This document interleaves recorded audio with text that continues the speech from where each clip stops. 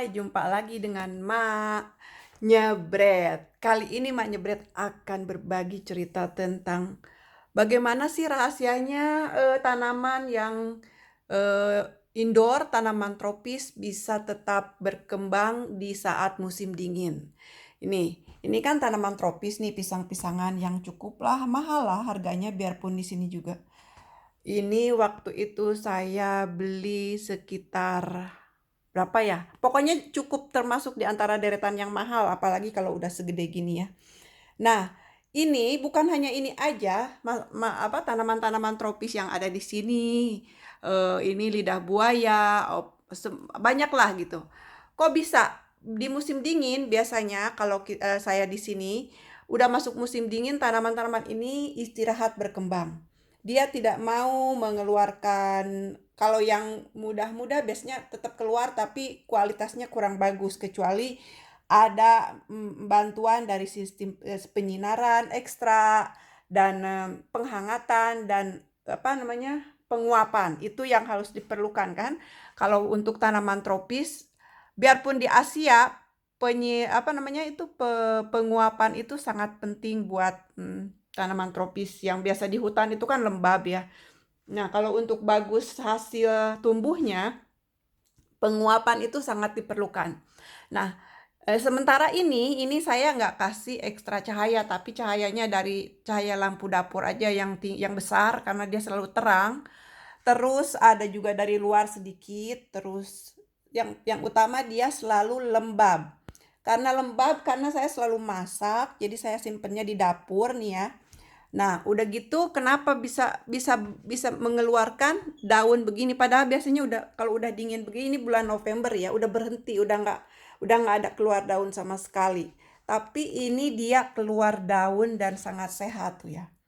Nah, ini satu satu satu tips buat ibu-ibu yang tinggal di Eropa atau di negara musim dingin yang cuacanya itu kalau udah masuk musim dingin, matahari sedikit, dinginnya nggak ketulungan gitu kan.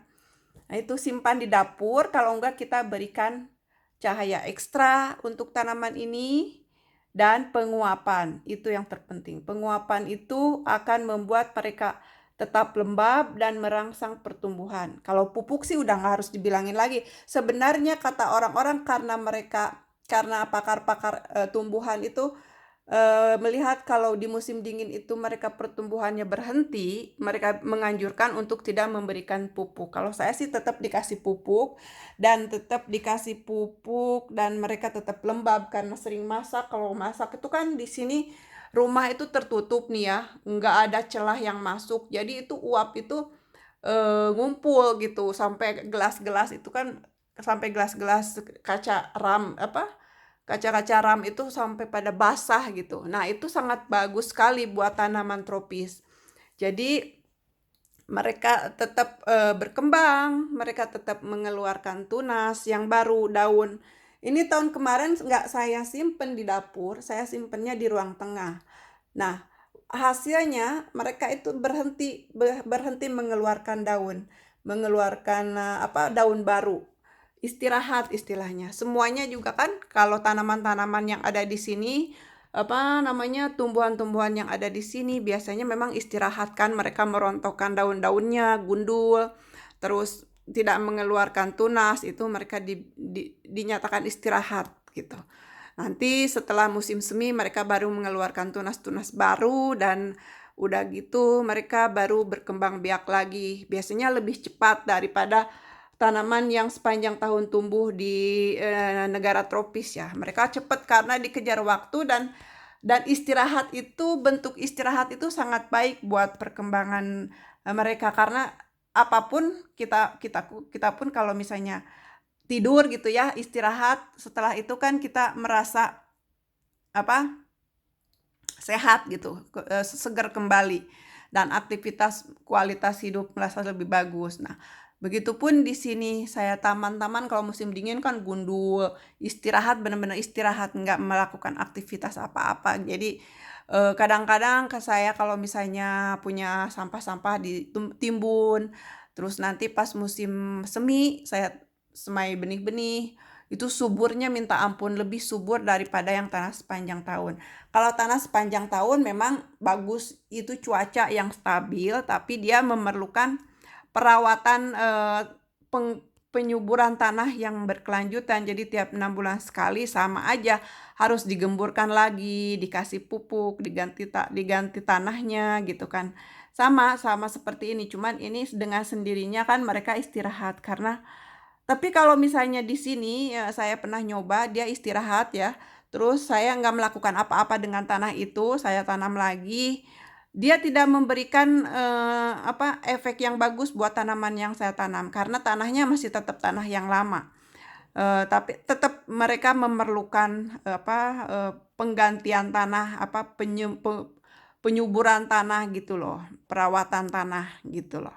Gitu loh maker, ibu-ibu, emak-emak, adik-adik, abang-abang yang ada di Eropa terutama. Kalau yang tinggal di negara tropis mungkin ya nggak penting-penting amat sih, karena mereka juga alamnya udah memanjakan semua tanaman gitu. Nah, ini tipsnya bagi yang tinggal di Eropa. Bagaimana sih kok tanaman tropis itu kalau misalnya winter jelek-jelek gitu kan.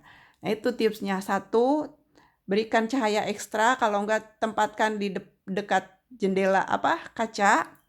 Kedua, kalau di potnya belikan pot keramik biar mereka bisa menyeimbangkan air yang ada. Ketiga, berikan penguapan.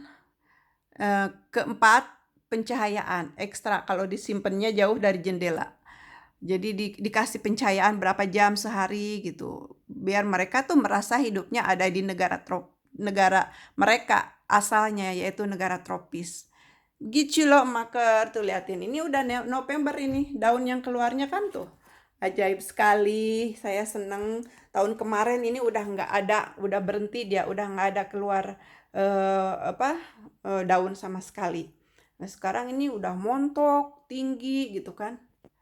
Jadi semoga tips ini bermanfaat bagi maker yang suka tanaman indoor, yang tinggal di negara musim dingin, yang kesulitan bagaimana supaya tanaman ini bisa berkelanjutan tumbuhnya, nggak berhenti di saat musim dingin. Gitu loh maker, semoga tips ini bisa bermanfaat untuk maker semua. Sampai jumpa lagi di vlog berikutnya. Dah.